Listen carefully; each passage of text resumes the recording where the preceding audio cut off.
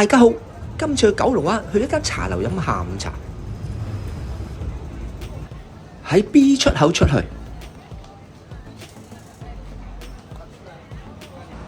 今次係去德寶花園商場，喺呢度港鐵站行幾分鐘就到，就係呢度德寶商場。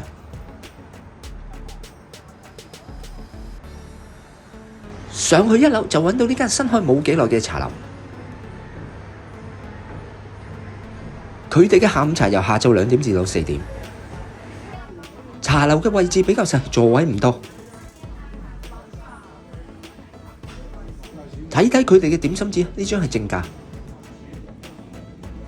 下午茶嘅時間全部計小點。呢張係睇到佢哋唔同時段嘅點心收費，最平9個8就有得食。呢張就係星期1至5下午茶嘅特價點心紙，就叫咗幾個點心試試。茶位係10蚊，叫咗普洱茶。九龍茶味。呢碟係煎釀虎皮椒，15個8，有4件魚肉釀辣椒，魚肉同辣椒都煎過，味道夠香。魚肉夠滑，加咗啲豉油，味道可以嘅。呢碟係香西牛肉腸，15個8，一條長形有6件腸粉，粉皮夠薄滑，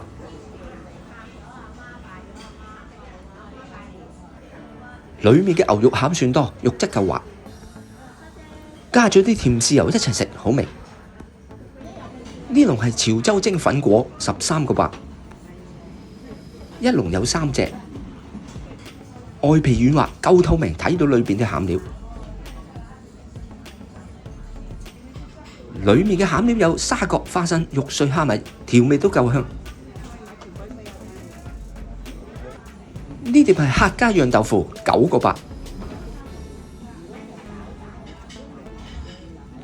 上面嘅魚肉加咗葱，夠香滑。豆腐好滑，加咗豉油，好食。總結今次嘅下午飲茶，